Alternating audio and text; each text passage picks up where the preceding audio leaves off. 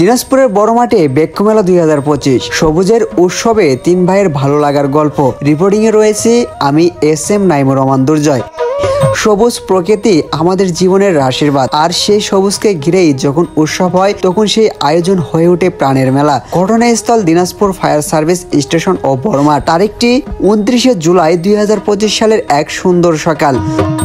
বছরের অনন্য দিনের চেয়ে আজকের দিনটি যেন একটু ভিন্ন ছিল। সকালের সূর্যটা একটু বেশি প্রাণবন্ত, আর মনটা যেন বলছিল আজ কিছু একটা হবে। মোস্তফা ভাই আর শাকিল ভাই দিনাজপুর ফায়ার সার্ভিসের কর্মরত দুই গর্বিত যোদ্ধা, আর তাদের ছোট ভাই আমি। সেদিন কিছুক্ষণ ছিলাম ফায়ার স্টেশনে। কাজের ফাঁকে বড় ভাই মোস্তফা হঠাৎ বললেন, চল বড় মাঠে যাই। যেই কথা সেই কাজ। তিন ভাই মিলে বাইকে চেপে চললাম সবুজের খুঁজে। বড় মাঠে পৌঁছে দেখি চোখ জোড়ানো এক দৃশ্য। বৃক্ষমেলা 2025 শুরু হয়ে গেছে। প্রবেশ করতে মনটা হঠাৎ করেই ফুরফুর হয়ে গেল। মনে হচ্ছিল যেন সবুজ এক কবিতার মাঝে এসে পড়েছি। বিভিন্ন প্রজাতির গাছ, ফলদ, বনজ, ঔষধি আর শোভাময় বৃক্ষ সব মিলিয়ে যেন এক অক্সিজেনের মেলা বসেছে সেখানে।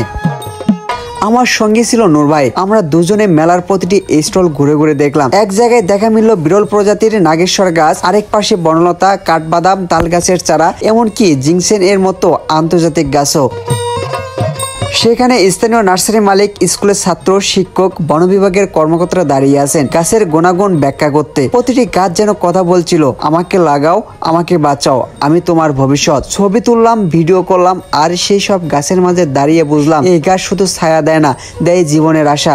সবুজের ভিতর দিয়ে হাঁটতে হাঁটতে আবার ফিরলাম সেই জায়গায় যেখান থেকে যাত্রা শুরু, দিনাজপুর ফায়ার সার্ভিস স্টেশন। প্রতিবেদন শেষ করছি আমি SM নাইমুর রহমান দুর্জয়। সবুজ ভালোবাসুন, প্রকৃতিকে আগলে রাখুন, কারণ গাছ কাটা মানে নিজের শ্বাস কেটে ফেলা। বৃক্ষমেলা শুধু মেলা নয়, এ এক জীবনের ডাক।